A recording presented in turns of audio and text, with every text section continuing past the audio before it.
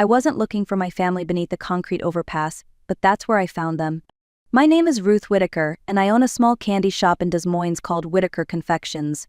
For 3 generations, our family has made caramel and coconut sweets by hand. A few months ago, I took a weekend trip to Charleston, South Carolina, hoping the sea air might quiet the ache that had been following me for years. My son Jason had cut ties with me after a painful argument 3 years earlier. His wife, Amber, told me they had moved to Australia, and I believed her. That afternoon, standing near a busy square, I had no idea the truth was just a few blocks away, sitting quietly behind a fountain.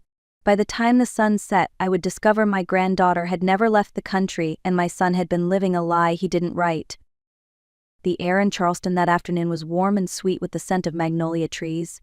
Street performers played soft jazz near the fountain, their music blending with the chatter of tourists and the hum of passing cars. I sat on a cool stone bench, watching the world move easily around me. That was when I saw her, a small girl sitting alone behind the fountain, clutching a rag doll that had only one eye.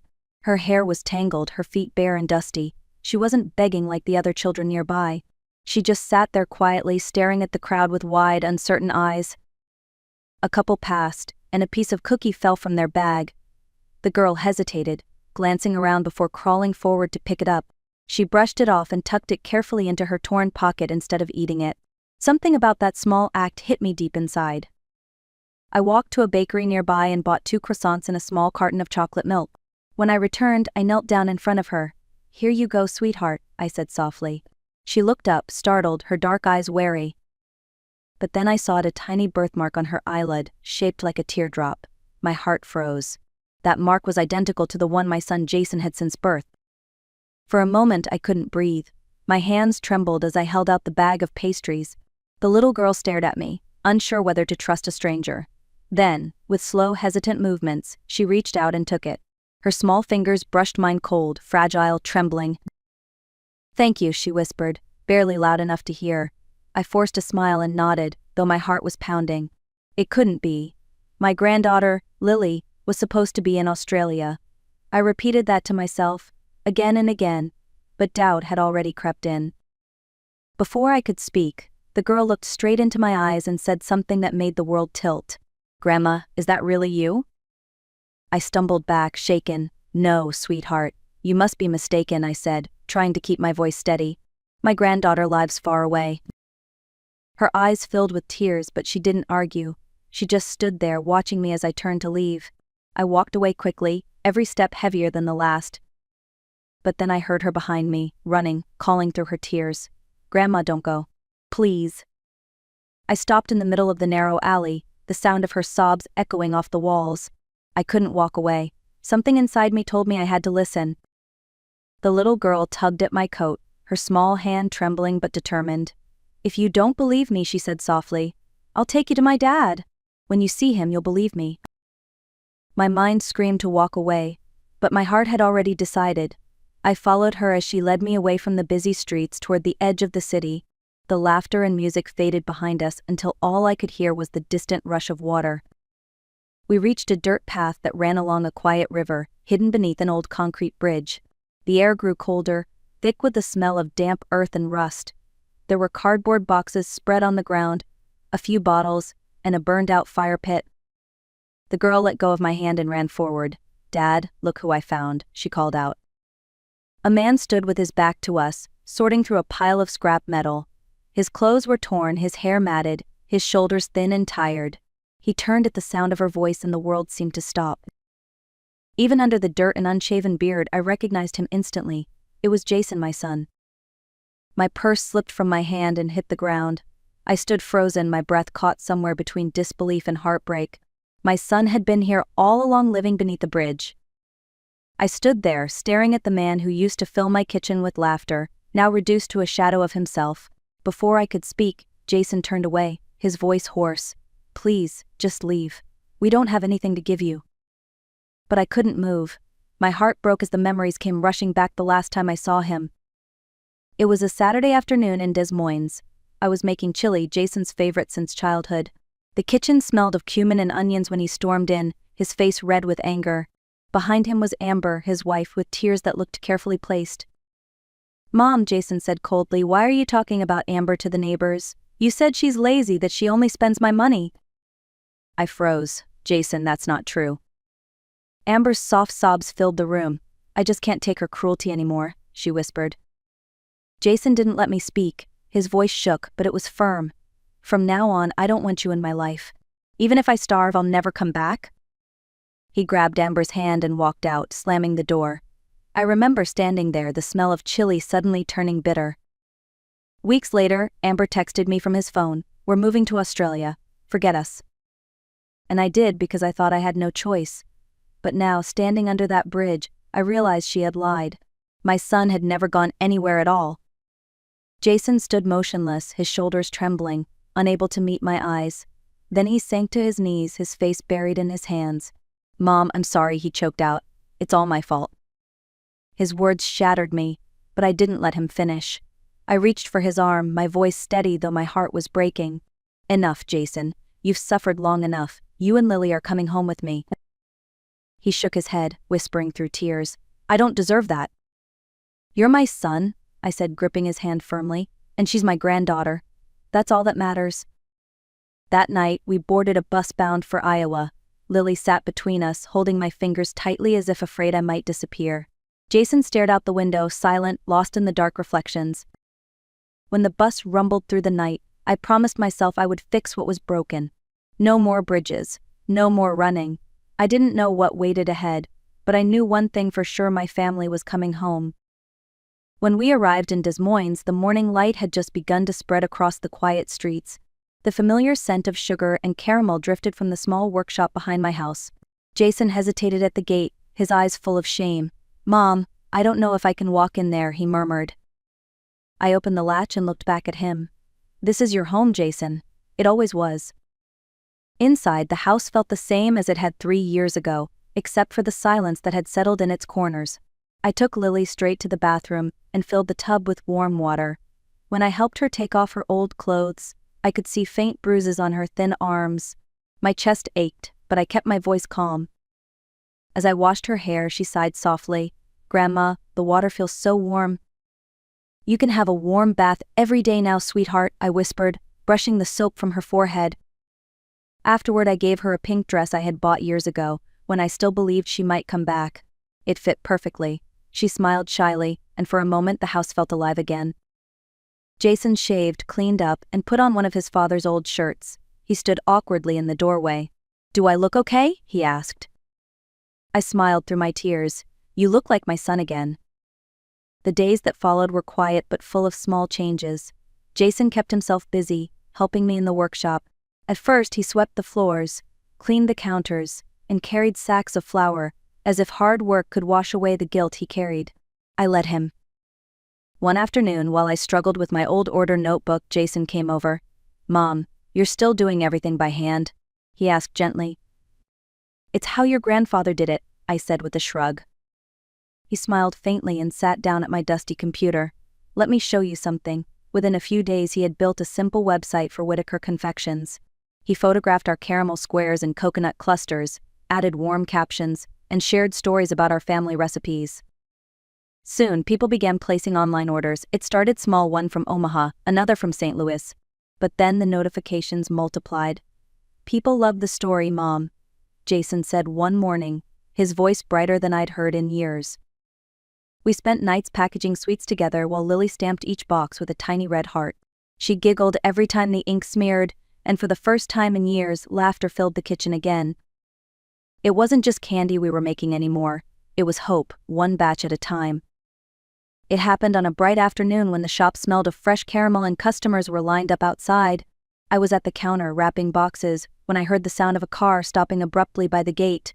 A sleek taxi door opened, and a woman stepped out wearing a fitted navy dress and dark sunglasses that covered half her face. Jason froze where he stood, a tray of pralines in his hands. Lily, who had been sitting near the doorway drawing, looked up, confused. The woman slowly removed her sunglasses and my stomach turned to stone. "Amber." She smiled, that same cold, perfect smile I remembered, the one that never reached her eyes. "Jason," she said softly, "you look good. I came to see my daughter."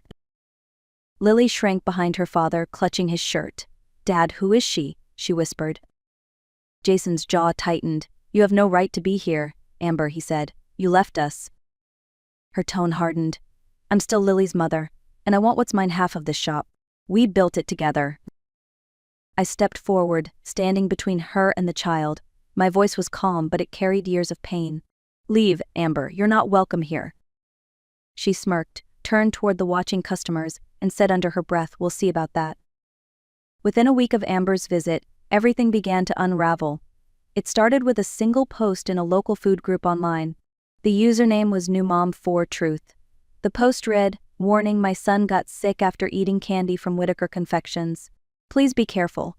Attached was a blurry photo of our caramel box, taken in bad lighting, as if on purpose. At first, I tried to ignore it, but by evening dozens of comments had appeared, most from new accounts. "Yes, I tasted something strange too. Their ingredients aren't safe. I heard they used cheap chemicals." The phone started ringing not for orders but for cancellations. A supplier paused deliveries until the matter was cleared up. Even our export partner in Canada emailed to say they'd suspend the deal temporarily. Every word felt like a dagger. One night, someone threw eggs at our door. The smell of rot clung to the porch. I walked outside and found Jason sitting on the steps, head in his hands. "Mom," he said quietly, "maybe we should close the shop. I'll give Amber what she wants. I can't watch this anymore." I knelt beside him. "No, Jason, we've done nothing wrong. This bakery is our family's soul. Your grandfather built it with his bare hands, and I'll be damned if I let her destroy it."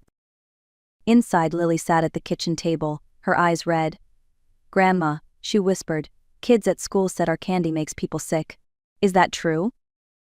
I hugged her tightly, forcing my voice not to shake. "No, sweetheart, our candy is made with love, and love doesn't poison people." But deep down, I knew love alone wouldn't be enough to clear our name. That night, after everyone had gone to bed, I sat alone in the kitchen. The lights from the workshop still flickered faintly through the window, illuminating the old wooden chest where my late husband kept his contacts. I opened it with trembling hands and found a name I hadn't seen in years: Gerald Brooks, a retired investigator who once helped us during a property dispute. The next morning I called him. "Gerald, it's Ruth Whitaker," I said, trying to steady my voice. "I need help. Someone's destroying my family." He listened quietly, then replied, "I'll be there tomorrow."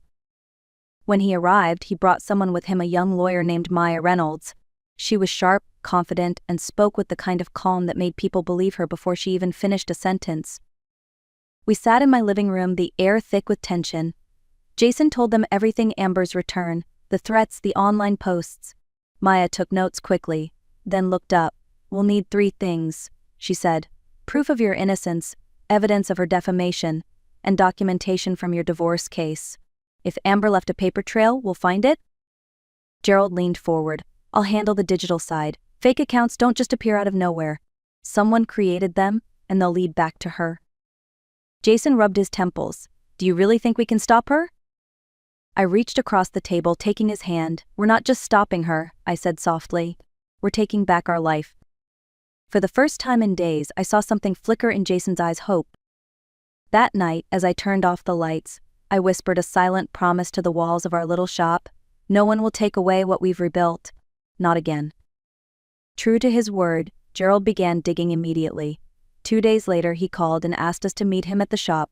He laid out his findings on the counter like pieces of a puzzle.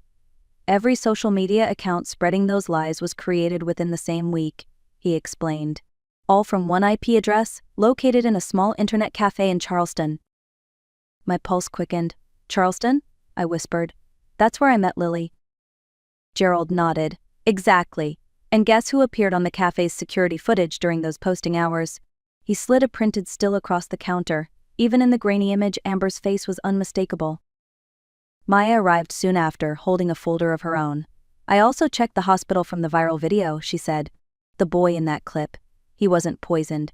He had an asthma attack. His mother admitted Amber paid her to stage the scene."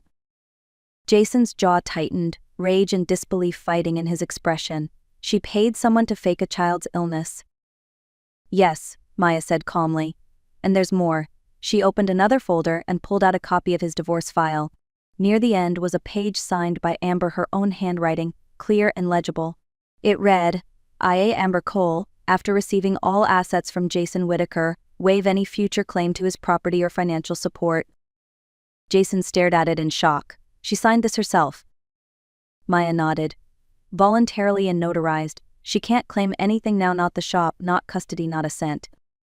Gerald leaned back with a satisfied smile. And one last thing, he added. Amber isn't rich anymore.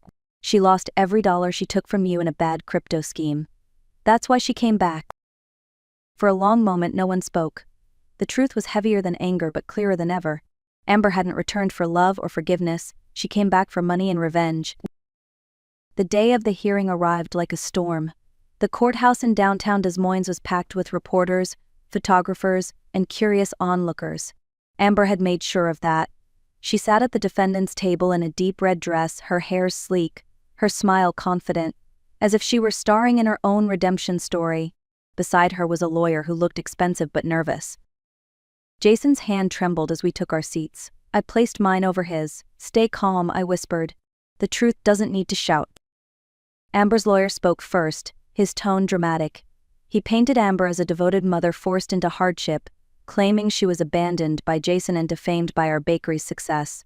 He called the woman from the viral video as a witness, and she recited her lines with tears and trembling hands. It all felt rehearsed. When it was our turn, Maya rose slowly. Her voice was clear, controlled, and firm.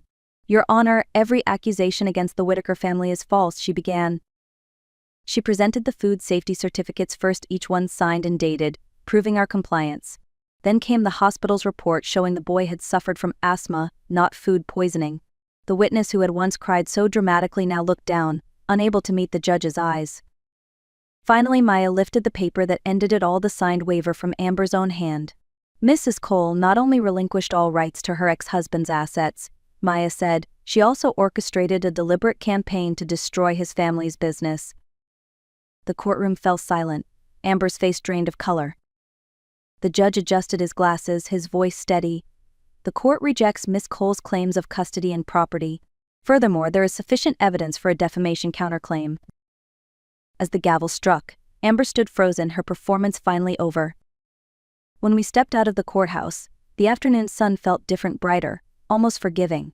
The reporters who had once crowded around Amber now turned their cameras toward us, asking questions about justice, about truth. I didn't answer. I just held Jason's hand, and together we walked past them. Outside the gate, our neighbor Donna waited. She hurried toward me, her eyes red. Ruth, she said, gripping my hands, I'm so sorry. We all believed those lies. I should have known better. I smiled faintly. It's all right, Donna. Sometimes it's easier to believe a rumor than to see the truth. But it's over now. When we got home, Lily came running across the yard, her pigtails flying. Grandma. Dad, my teacher gave me a gold star today. Jason knelt, lifting her into his arms. For the first time in years, his smile reached his eyes. I stood in the doorway watching them, my heart full. The smell of caramel drifted from the kitchen again. After all the years of pain and silence, our home finally felt like a home again. Looking back, I realized that survival isn't just about having strength, it's about knowing when to reach for help. Pride nearly destroyed my family. If I had called Jason sooner, maybe we could have avoided those years of pain. But life doesn't offer rewinds, only lessons. Here's what I learned, and what I hope others might remember. Always read before you sign anything, no matter how much you trust someone. Paper can hold promises or traps. When someone tries to isolate you from the people who love you, don't mistake control for care. Reach out, say something. Rumors fade, but truth endures. It may take time, but light always finds its way through the cracks. And when it does, it heals more than your name, it heals your heart. Most importantly, never underestimate the power of forgiveness. Forgiving doesn't mean forgetting. It means freeing yourself from the chains of anger so you can protect what truly matters. Today, every time I see Jason laughing with Lily in the shop, I'm reminded that even from the darkest places, families can begin again. Sometimes, love just needs a little courage to find its way home. The sun was setting when I locked up the shop that evening. The light poured through the front windows, turning the rows of caramel and coconut candies into gold. Jason was cleaning the counter while Lily hummed softly, packing the last box for delivery. For a long moment, I just stood there, watching them, feeling the quiet peace I had once thought I'd lost forever. We didn't win because we fought harder. We won because we refused to stop believing in one another. Forgiveness doesn't erase the past, it redefines it. I no longer see the years of distance as wasted time, but as proof that love can survive almost anything. We didn't need to go to Australia to start over. We just needed a kitchen that smelled like sugar and the courage to tell the truth. If this story found you at the right moment, I hope it reminded you that healing is possible. Tap the like button so more people can find it. Share it with someone who might need to hear it today. And tell me in the comments where you're listening from. Maybe you've been through betrayal. Maybe you're still waiting for someone to come home. Either way, I want you to know this: nothing that's broken stays that way forever. Life will test you. It will take everything it can. But if you hold on to kindness, to truth, and to the people who stay when everything else falls apart, you'll find your way back just like we did. Because sometimes, home isn't a place. It's a moment when you finally stop running, take a deep breath, and realize you made it through.